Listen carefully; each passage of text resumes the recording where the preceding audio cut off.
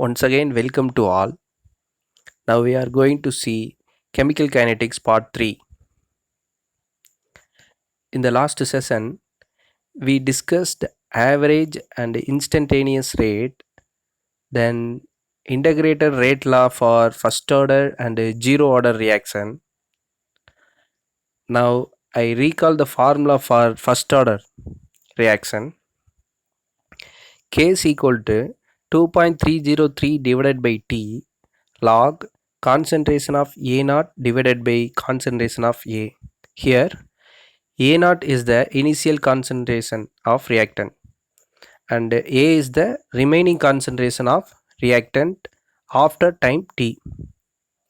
Then one more formula, the rate constant for zero order reaction is K is equal to concentration of A naught minus concentration of A divided by T. Now let us see half-life period for first order reaction. First, we have to see what is half-life period. Half-life period of a reaction is defined as the time required to reduce for the reactant concentration to reach one half of its initial value. That is, if we take 100 gram of reactant initially, how much time taken for the reactant reduced to 50 gram is called half-life period for the particular reaction. Half-life period is denoted by T half. Here I will explain the half-life period with the diagram. See the picture carefully. The green color indicates the reactant and blue is the product.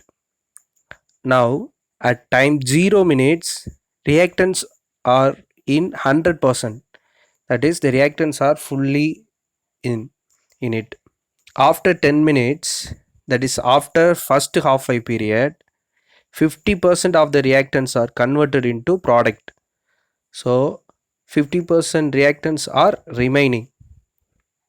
At the end of second half-life, the half of the remaining reactants, half of the remaining reactant means 50% remaining reactants are converted into product. So 25% of reactants are remaining at the end of second half-life period. And at the end of third half-life period, the 25% of reactants are reduced to 12.5% and so on. So after many half-lives, the entire reactants are converted into products. Now let us derive the formula for half-life period for first order reaction. We already learned the rate constant for first order reaction is K is equal to 2.303 divided by T log concentration of A naught divided by concentration of A. So interchange of T and K, we get T is equal to 2.303 divided by K log concentration of A naught divided by concentration of A. Here T is the time taken for a reaction and A naught is the initial concentration of reactant. Finally, A is the remaining concentration of the reactant after time T. So after half-life period, the time T becomes T half. That is half-life period, T half. And the remaining concentration is half of the initial concentration of reactant. So remaining concentration of A is equal to A naught by 2. Now we substitute the values. T half is equal to 2.303 divided by K log A naught divided by concentration of A naught divided by 2. So T half is equal to 2.303 divided by log 2. The value of log 2 is 0.3010. Therefore T half is equal to 2.303 divided by K into 0.3010. On multiplying 2.303 into 0.3010, we get 0.6932. So finally half-life period T of is equal to 0.6932 divided by K. This is only for first order reaction. Here, the half-life period of first order reaction only depends the rate constant K, but half-life period does not depend the initial concentration of the reactant. Now, let us calculate the half-life period for zero order reaction. Already we know the rate constant for zero order reaction is K is equal to concentration of A naught minus concentration of A by T. Therefore, T is equal to concentration of A naught minus concentration of A by K. Put T is equal to T of and the concentration of A, remaining concentration A is equal to A naught by 2. In this equation, we get T of is equal to concentration of A naught minus concentration of A naught by 2 whole divided by K. On simplification, finally, we get T of is equal to concentration of A naught divided by 2K. This formula is half-life period for zero order reaction.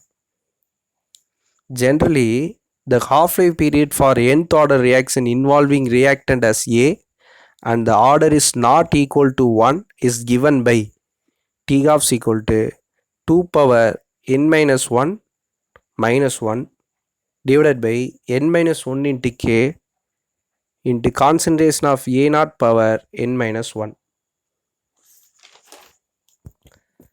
Now, let us see one example problem. So that in case of first order reaction, the time required for 99.9% completion is nearly 10 times the time required for half of the completion of reaction. Simply we said we have to prove T 99.9% is equal to 10 into T 50%. That means 10 into T half. Now let us initial concentration A naught is equal to 100. We take initial concentration A naught is equal to 100. Now the formula is T is equal to 2.303 divided by K log concentration of A naught by concentration of A, because of this is a first order reaction. Here 99.9% reaction is completed. Then how much reaction is remaining? In the remaining reaction is 0.1. So T 99.9% is equal to 2.303 divided by K log, what's the value of initial concentration? 100 divided by remaining concentration value is 0.1, because 99.9% reaction is completed. So T 99.9% is equal to 2.303 divided by K log 100 by 0.1 is equal to 1000. So log 1000. The value of log 1000 is 3. So T 99.9% is equal to 2.303 divided by K into 3. Consider the equation as 1. Now let us see the time taken for half completion of reaction. T 50% is equal to 2.303 divided by K log, so initial concentration now 100 divided by remaining concentration is 50, because 50% reaction is completed. So T 50% is equal to 2.303 divided by K log 100 by 50 is equal to 2. Log 2 value we already know 0.3010. So T 50% is equal to 2.303 divided by K into 0.3010. Consider this equation as 2. Now dividing 1 by 2, equation 1 divided by equation 2, we get T 99.9% divided by T 50% is equal to, here 2.303 divided by K is same for these two equation. So cancel this, we get 3 divided by 0.3010. Now 3 divided by 0.30, let us take 0.3010 approximately 0.3. So T 99.9% divided by T 50% is equal to 3 divided by 0.3. What's the value of 3 divided by 0.3? So 3 divided by 0.3 is equal to 10. So T 99.9 divided by T 50% is equal to 10. So T 99.9% is equal to 10 into T 50%, that is 10 into T half. Hence proved.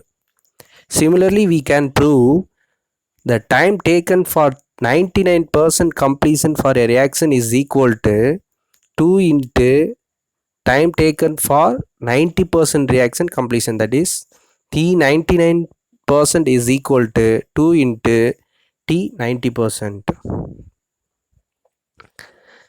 Now we are going to learn what is necessary for a reaction to take place. What is necessary for a reaction to take place? It will be explained by collision theory. This theory was proposed by Max Strauss and William Lewis. For a reaction takes place, the reacting molecules must collide. Then only it will convert the product. So let us understand this theory by considering the reaction A2 plus B2 gives 2AB. This reaction between A2 and B2 molecules proceeds through collisions between them. Then the rate is directly proportional to number of collisions per second. That is, if the number of collision of A2 and B2 is more per second, the rate also more.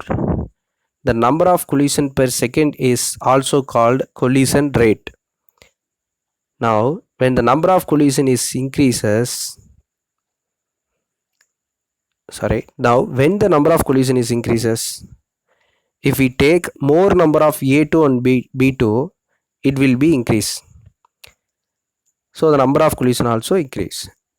So collision rate is directly proportional to concentration of A2 and concentration of B2. On replacing the proportionality, the constant Z is introduced. Therefore, collision rate is equal to Z into concentration of A2 into concentration of B2. Now, the collision rate in a gases can be calculated from kinetic theory of gases. For a gas at room temperature and at 1 atmospheric pressure, each molecule undergoes approximately 10 power 9 collisions per second. That is 100 crore collisions are occur within a second. So what is the time taken for one collision? The answer is 10 power minus 9 second only need for one collision. That is 10 power minus 9 second only needed for one collision. It is very less than 1 second. So the whole reaction may be completed within a second. But actually it does not happen because all collisions are not effective collision. Now we see what are the conditions for effective collision. For effective collision, the reactant molecules must have two conditions. The one is activation energy and the another one is proper orientation. Now let us see what is activation energy. In order to react, the reactant molecules must possess minimum energy called activation energy. So all colliding molecule must have a minimum energy. That energy is called activation energy. So if the molecule has lesser activation energy, it does not collide with each other and no reaction occurs. If the molecule has lesser energy than the activation energy, it does not collide with each other and no reaction occurs and no product will formed. So the fraction of effective collision is explained by collision factor F. So collision factor F is equal to e power minus EA. EA means activation energy. E power minus EA divided by RT. Here R is the gas constant, T is the temperature and EA is the activation energy. Here some values are given for calculating collision factor F. For example, some values are given. On substituting all the values, finally we get F value is equal to 4 into 10 power minus 18 approximately. 4 into 10 power minus 18, that is 4 divided by 10 power 18. Simply we can understand this: out of 10 power 18 collision, only 4 collisions are sufficiently energetic. So there may be 10 power 18 collisions can occur, only 4 collisions are sufficiently energetic. So, this can only form the product. What about the remaining collision? The remaining collisions are not product formed collisions. Now all these 4 collisions are not convert reactants into products due to proper orientation. So the effective collision, 4 collisions are not convert reactants into products due to proper orientation. So the fraction of collision is further reduced. Now proper orientation plays an important role for effective collision. Let us watch one video for this concept.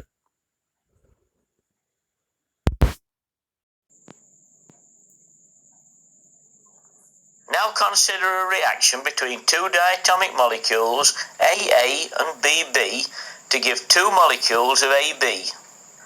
This can be represented by the equation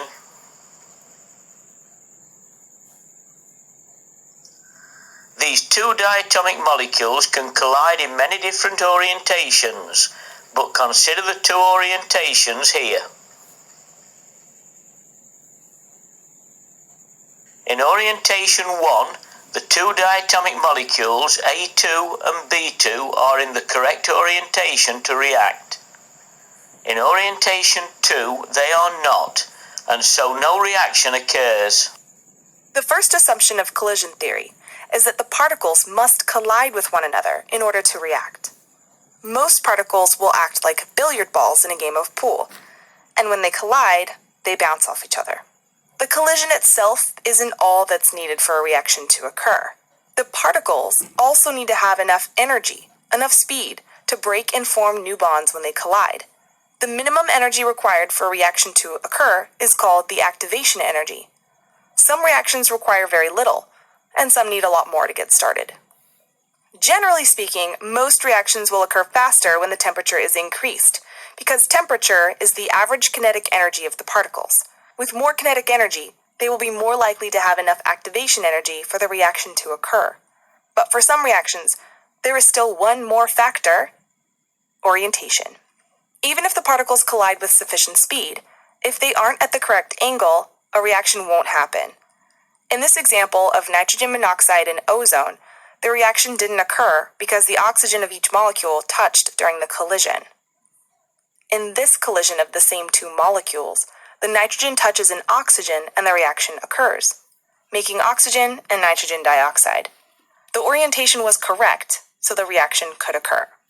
So in summary, the three key ideas of collision theory are that particles must collide to react, they must have sufficient energy to break and make new bonds, and they must collide with the correct orientation.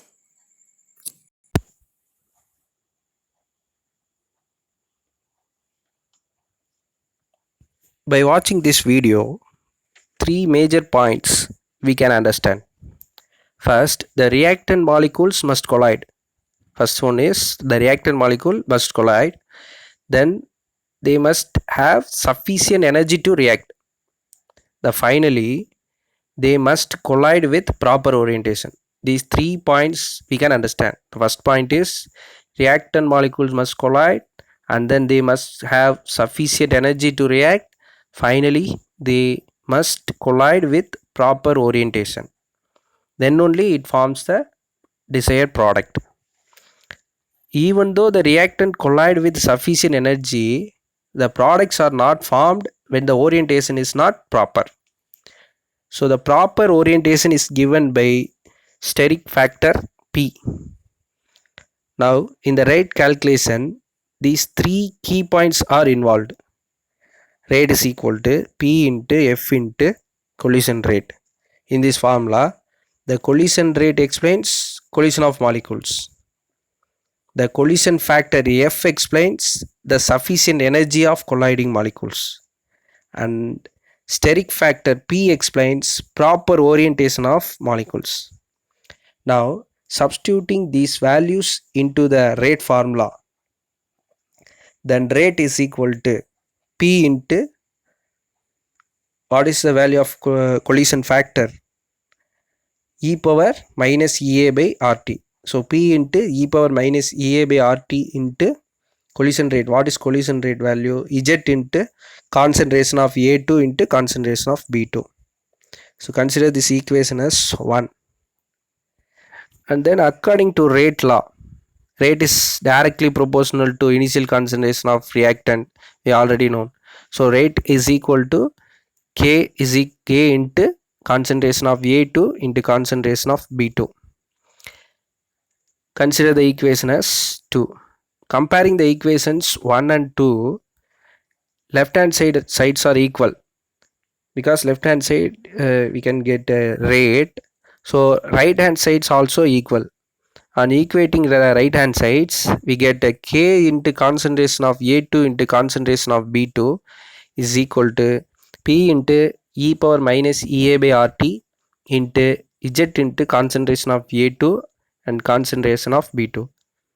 In both sides we have a concentration of A2 and B2. So on cancelling concentration of A2 and B2 on both sides, we get rate constant K is equal to P into Z into E power minus EA by RT. This equation relates the rate constant and the effective collision. Rate constant and effective collision.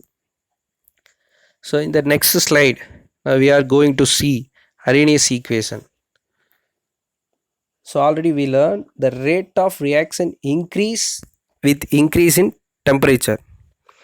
Already we know, as a rough rule, every 10 degrees Celsius the rate will be doubled. So Arrhenius also suggested that how the rate of reaction vary with temperature.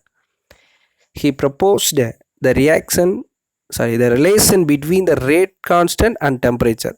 He proposed the relation between rate constant and temperature. According to his concept, the rate constant is directly proportional to E power minus EA by RT. On removing proportionality, he introduced the proportionality constant A. So K is equal to A E power minus EA by RT. This is the very important 3-mark question. K is equal to A E power minus EA by RT is the Arrhenius equation. Here K is the rate constant, A is the frequency factor, EA is the activation energy, and R is the gas constant, T is the temperature in Kelvin. The frequency factor A is related to the frequency of collision, that is number of collisions per second. Now taking logarithm on both sides of Arrhenius equation, already we saw the Arrhenius equation K is equal to A E power minus EA by RT. Now taking logarithm on both sides, ln K is equal to ln A plus ln E power minus EA by RT. Ln is nothing but log to the base E. Log to the base E is called ln. So ln E power minus EA by RT is equal to minus EA by RT, because ln to the base E is equal to 1. Therefore ln K is equal to ln A minus EA by RT. On rearranging, we get ln K is equal to minus EA by R into 1 by T, minus EA by R into 1 by T plus ln A. So this equation is similar to the equation of straight line, y is equal to mx plus c. Y is equal to mx plus c. So the y place occupies by ln k, and slope m is equal to minus ea by r, and the intercept c indicates ln a. So plotting ln k in y-axis and 1 by t in x-axis, we get a straight line of slope, negative slope, minus ea by r. This is one more question. Minus ea by r is the slope, and the slope is negative slope. Now let us see how activation energy is calculated from Arrhenius equation. Activation energy, symbol for activation energy is ea. How activation energy is calculated from Arrhenius equation at various temperature or two different temperature. First, we write the Arrhenius equation. K is equal to a e power minus ea by rt. Taking ln on both sides, ln k is equal to ln a minus ea by rt. I simplify, minus ea by rt. By taking temperature T is equal to T1, the rate constant K becomes K1. So substitute these values, we get ln K1 is equal to ln A minus Ea by RT1. Taking the equation as 1. At temperature T is equal to T2, the rate constant K is equal to K2. So ln K2 is equal to ln A minus Ea by RT2. Taking the equation as 2. On subtracting 2 minus 1, we get ln k2 minus ln k1 is equal to, here in right side, ln a cancel. So the remaining part is minus ea by rt2 plus ea by rt1. On rearranging, we get ln k2 minus ln k1 means ln k2 by k1. Therefore, ln k2 by k1 is equal to ea by rt1 minus ea by rt2. We already learned to convert ln to log, we must multiply by 2.303. So 2.303 into log k2 divided by k1 is equal to, in the right side, ea by r is common. So ea by r into 1 by t1 minus 1 by t2. Finally, we get log k2 by k1 is equal to ea by 2.303 into r into t2 minus t1 divided by t1 t2 is known as Arrhenius activation energy calculation equation. This equation can be used to calculate activation energy from rate constant k1 and k2 and temperatures t1 and t2. So in this topic, chemical kinetics, we discussed the rate law, order, molecularity, then integrated rate law for first order, zero order reactions, then what is pseudo first order reactions, and what are the factors that affecting the rate of reaction. Thank you for watching.